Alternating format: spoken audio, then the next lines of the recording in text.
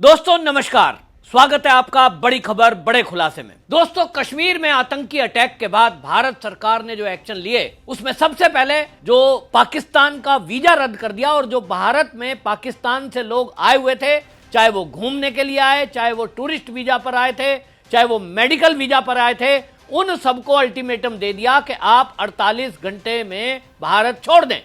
27 अप्रैल को रात 12 बजे वो मियाद खत्म हो रही है और इसलिए सभी को पुलिस खोज खोज कर बॉर्डर जाने के लिए कह रही है।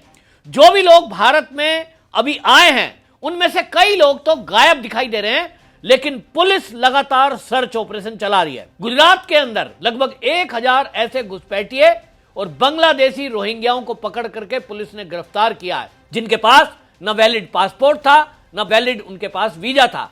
जो पाकिस्तान के लोग वैलिड वीजा और पासपोर्ट के साथ यहां थे उन्हें भी घर छोड़कर डिपोर्ट करने को कह दिया है और पुलिस की निगरानी में उन्हें गुजरात से खदेड़ दिया गया है। बड़ा एक्शन पूरे देश में हो रहा है। उत्तराखंड में धामी सरकार ने देहरादून से इसी तरह तो पाकिस्तानियों को खोजा था और पुलिस के द्वारा उनको सहारनपुर तक पहुंचाया, यानी उत्तराखंड की बॉर्डर पार कराया। पूरे भारत में योगी आदित्यनाथ के आदेश पर यूपी में इसी तरह का एक्शन हो रहा है और पूरे देश के अंदर यह ऑपरेशन चल रहा है कि एक भी पाकिस्तानी भारत में रह न जाए। लेकिन इसके बावजूद भी आपको यह जान के आश्चर्य होगा कि बहुत सारी महिलाएं मीडिया में आकर के बयान दे रही हैं और वो मीडिया में आकर कह रही हैं, साहब हमारी तो शादी हुई है पाकिस्तान में, हमारा तो घर हिंदुस्तान में है, हमको क्यों जाने के लिए कह दिया जा रहा है। आपको जान के ताज्जुब हो जाएगा और मुझे भी पहली बार सोचकर आश्चर्य लगा। ऐसी ऐसी महिलाएं सामने आ रही हैं जिनको 20-20 साल विवाह को हो गए, उन्होंने पाकिस्तान की नागरिकता नहीं ली है, भारत की नागरिकता है और इसीलिए भारत का वीजा आसानी से उन्हें मिलता है। लगातार भारत पाकिस्तान की यात्रा करती रहती हैं। तब यह सवाल उठता है कि आखिरकार जब 20 साल शादी को हो गए, उन्होंने भारत की नागरिकता क्यों नहीं छोड़ी, पाकिस्तान की नागरिकता क्यों नहीं ली, जबकि उन्हें पाकिस्तान से इतना प्यार है कि वो हमेशा पाकिस्तान के गुणगान करती हैं। एक दृश्य सामने आया है कर्नाटक से, एक दृश्य सामने आया है उड़ीसा से, एक दृश्य सामने आया है मुंबई से कि वहां कुछ लोगों ने सड़क पर पाकिस्तान के झंडे को सड़क पर चिपका दिया। एक गुस्से के कारण लोग उसके ऊपर से गुजर रहे हैं, लेकिन कुछ मुस्लिम महिलाओं को यह नागवार गुजरा है और कर्नाटक के अंदर वो महिलाएं सरेआम सामने आकर वो पाकिस्तान के झंडे को सड़क से उखाड़ती हुई दिखाई दे रही हैं। उनका कहना है कि हम भारत के अंदर पाकिस्तान के अपमान को नहीं सह सकते, हम 25 करोड़ हैं, यहां पाकिस्तान का अपमान किया जा रहा है, हमसे देखा नहीं जा रहा है। मुंबई के अंदर लोग भिड़ गए कि साहब आपने सड़क पे झंडा चिपका कैसे दिया। बंगाल के अंदर खास तौर पे अमित मालवीय भारतीय जनता पार्टी के नेता हैं और वो आईटी सेल के हेड हैं, उन्होंने एक्स पर एक वीडियो डाली है जहां बंगाल के अंदर बहुत सारे लोग खुलेआम पाकिस्तान जिंदाबाद के नारे लगा रहे हैं। भारत में यह संख्या करोड़ों में है। सोचिए, आज के समय में जब भारत की सेना बॉर्डर पर डटी हुई है और आतंकवादियों से बदला लेने के लिए किसी भी हद तक हम जाने के लिए कृत संकल्प है, ऐसे में यदि युद्ध होता है तो ये जो पाकिस्तानी प्रेमी भारत के अंदर बैठे हैं ये क्या करेंगे, ये किसका साथ देंगे। ये वही है जो कश्मीर में हमने देखा कि जब भारत की सेनाएं, भारत के सैनिक आतंकवादियों से एनकाउंटर में मुकाबला करते थे तो उनकी पीठ पर पीछे से पलटवार करने के लिए ये जो कश्मीर के आज हिंदू मुस्लिम भाई भाई के नारे लगा रहे हैं, यही कश्मीरी, इनकी महिलाएं, इनके स्कूल जाने वाले बच्चे और इनके युवा पथराव करते थे और सेना के रास्ते में अड़ जाते थे, सेना को ऑपरेशन नहीं करने देते थे। सर्च ऑपरेशन सेना ने चलाया तो सैनिकों पर इन्होंने बलात्कार के झूठे आरोप भी लगाए, मानव अधिकार तक में चले गए। आज उनका वही मीडिया कश्मीर में लगातार उन वीडियो को दिखा रहा है कि साहब ये तो धर्म पूछकर जो गोली मारने की खबर है तो झूठी है।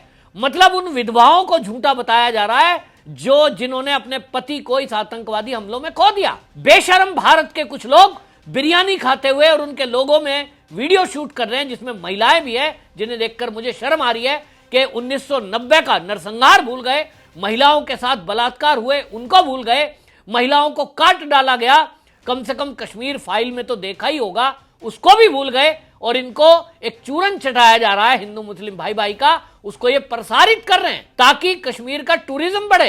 इनको उनके टूरिज्म की चिंता है।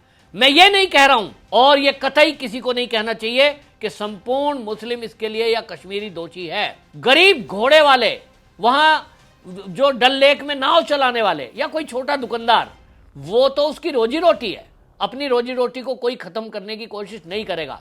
लेकिन मुट्ठी भर गद्दार का क्या करें, वो गद्दार हैं। और यह भी एक हकीकत है कि बुरहान वानी और ऐसे कई आतंकवादियों के जब जनाजे कश्मीर में निकलते हैं तो उन जनाजों में लाखों की भीड़ सड़कों पर होती है। कोई जबरदस्ती नहीं उतारता उन्हें, उनका आतंकवादी से प्रेम उस आतंकवादी के जनाजे में उनको खड़ा करके दिखाई देता है। यह हकीकत नहीं है तो क्या है?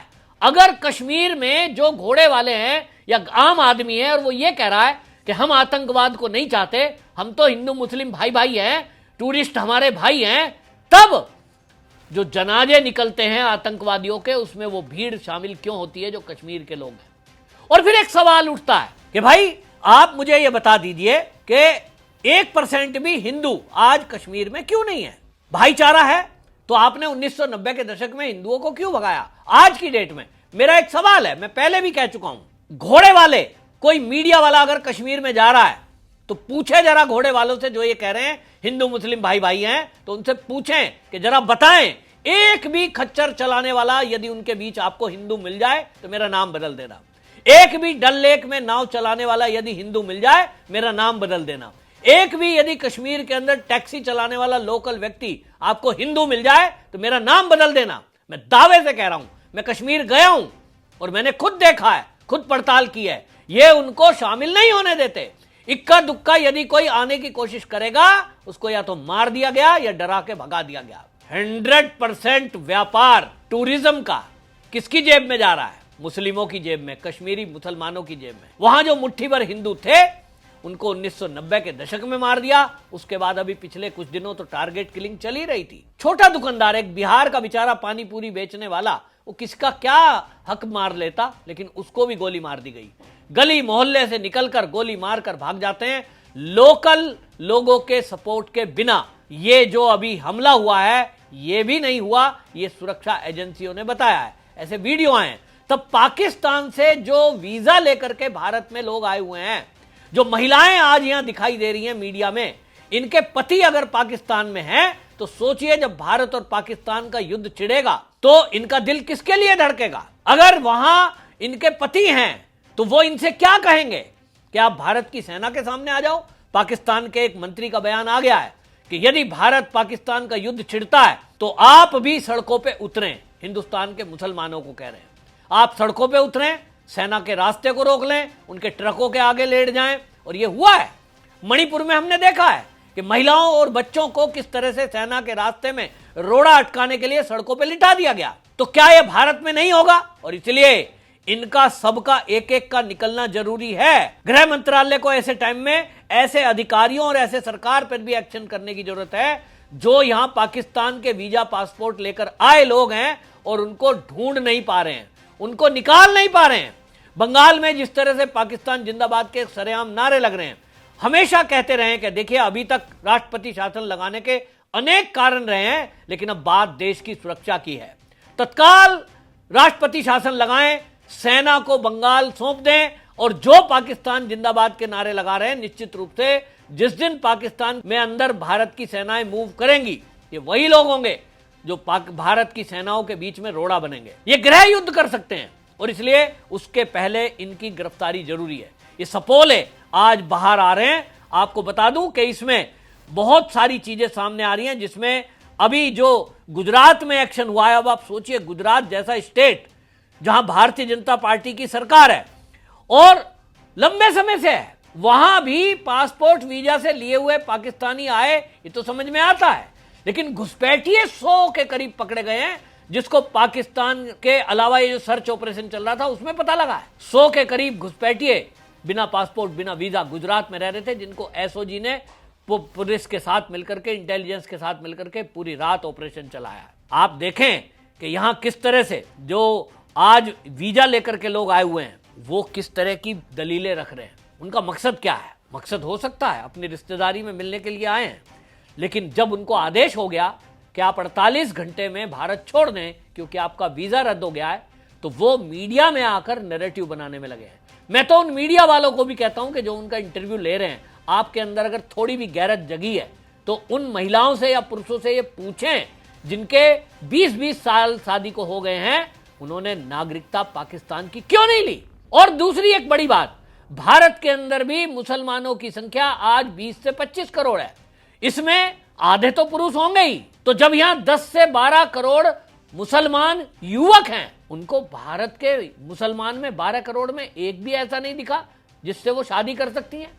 ये पाकिस्तान प्रेम है भारत के मुसलमानों के दिल में, जो इस तरह से पाकिस्तान में अपनी बहन बेटियों का निकाह कराते हैं। और दिखाई दे रहा है कारण क्या है।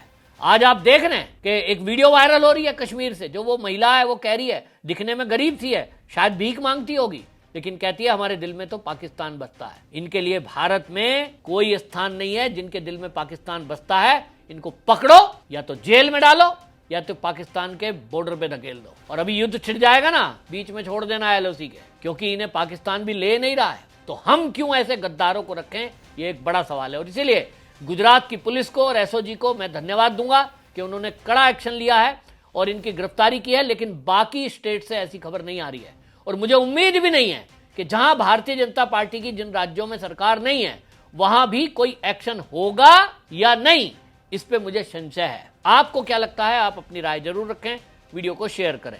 वंदे मातरम।